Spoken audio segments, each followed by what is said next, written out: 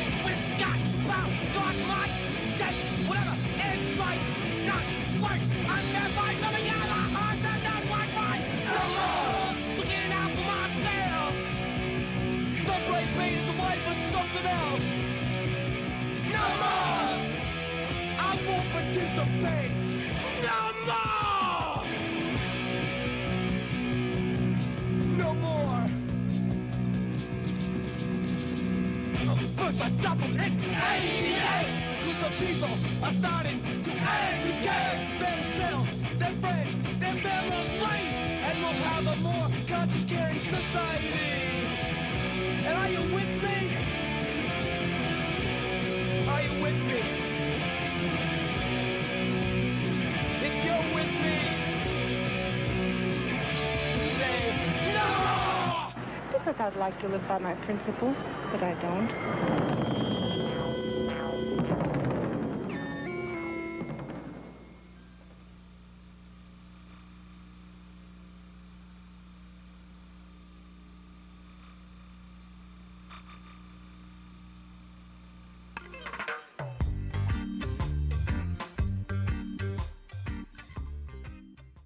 I'm not at the moment. I used to be in a band called Fort Valence. We didn't do a great deal. We put out a demo and played a lot of shows. We just wanted to play as many shows as possible and see as many countries as possible, so that's what we did.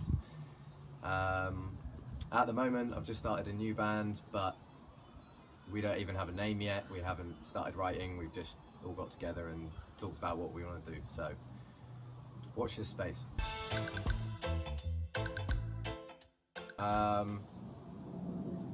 I'm from London, but when I was a kid we moved to the countryside, to the south coast, and there's no hardcore scene there.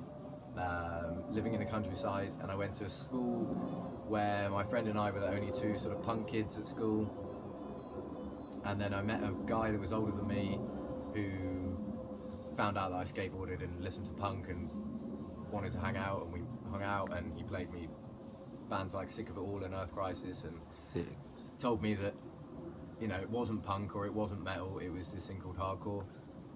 Filled me in on, you know, all the cool stuff that was happening in America, and at the time this was pre-internet, so I couldn't just go on the internet and have a look. Sorry bro, we need your voice to be a bit louder. Cool. Oh, sorry. Yeah, so we decided that we'd go to some shows in London when he introduced me to Knuckle Dust, the band, played me their CD and told me that that all that cool stuff we'd been talking about in America actually happened in London. So we started going to shows. I quickly learned to drive and went to as many shows as possible. I then started my own band, moved back to London, and here we are. That's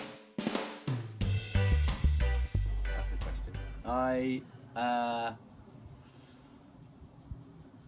Again, when I was living in the countryside, there was a couple of friends of mine, a little gang of us that were sort of like the hardcore kids, skateboarded, and in the early, well, still today, I'd like to think, but I always remembered when I first got into hardcore that there was a big emphasis on the scene and the ethics and the unity and giving a shit about what was going on in the world, and that's why it appealed to me, because people were singing about stuff that was really happening. I always remember seeing on a Sick of It All video one of the guys being interviewed and him saying that the reason hardcore appealed to them was because they didn't want to listen to guys singing about Dungeons and Dragons, and it was that sort of thing for me. It was real.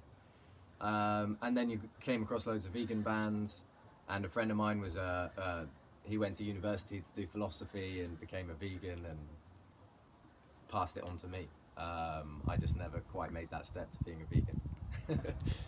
Just hold on, Ferg. Oh, How is it like being a vegetarian in London?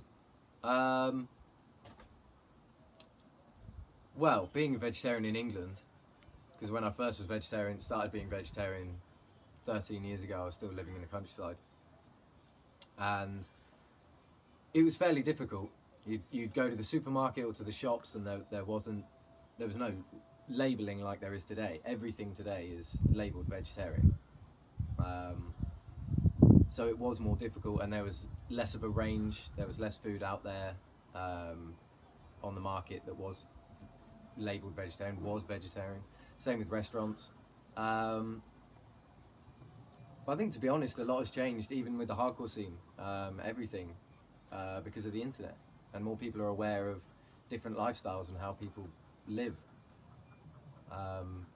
So the supermarket is full of vegetarian food now, all labelled, and you have the world food aisles now, so we have food from all over the world that's in different sections.